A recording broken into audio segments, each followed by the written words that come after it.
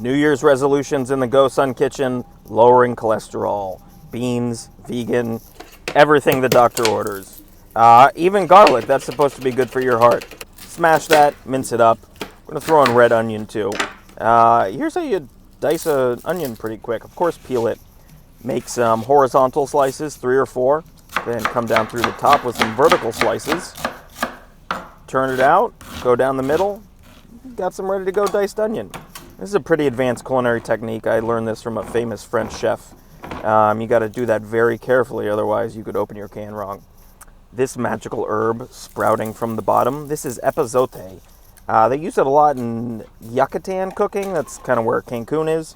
Especially with black beans, they say it reduces the amount of flatulence that you will produce if you consume beans. If that is a concern for you, by all means include the epazote. You can find that in Latin markets. You could probably find it online.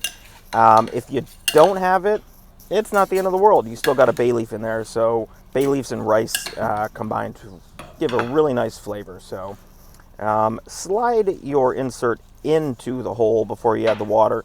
It'll kind of help stabilize it, and you won't end up with water all over the place. You could use stock too and make it even more delicious, but then it wouldn't be vegan. Zoom in.